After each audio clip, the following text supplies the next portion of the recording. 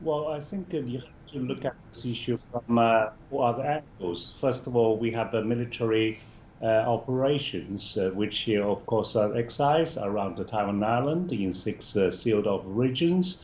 And then we have announced a number of measures, for example, like canceling the military to military contact and so on and so forth.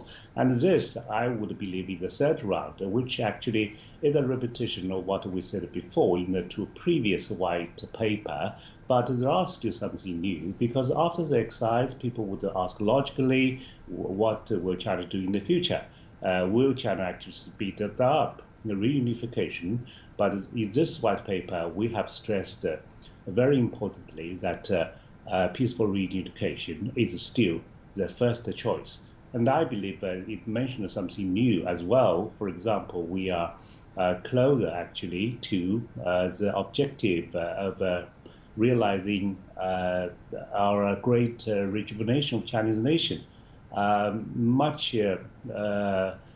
closer to this objective and with more confidence and with more capability. And these are just something new. Right, and there's something new about the military drills that China is conducting right now. What do you think are the major differences between this latest round of military drills and the ones that came before it in this region? Well, there are so many differences. First of all, in the first drill that occurred from 1995 to 1996, we actually conducted two live firing of missiles, but just into the Taiwan Strait. And this time, actually, the whole exercise is around the Taiwan Island. It shows our capability. Should we have such a need, we can really have a blockade of air, sea, around Taiwan. So it is not the only option, but it is one among many. But it demonstrates our unprecedented capabilities that have been established thanks to the unremitting efforts of PLA in its build-up after 1995 or 1996.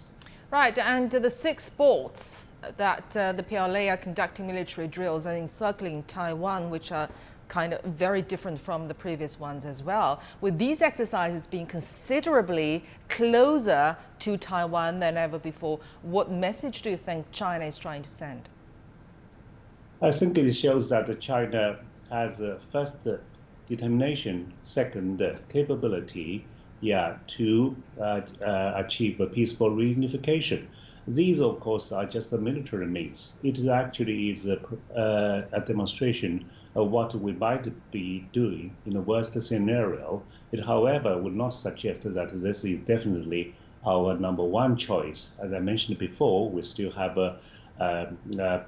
goodwill, and actually we still have strategic patience because according to our law of anti-secession, non-peaceful means are only used if Taiwanese Authority want declare independence or if foreign forces try to separate Taiwan from China. And this, I believe, this looks somewhat similar by Pelosi's behavior. And then if mainland believes that Taiwan as a possibility of peaceful reunification with mainland is completely exhausted. So for us to make sure that there is still peace in the Taiwan Strait, it is most important to let mainland China to believe that we still have a chance for peace.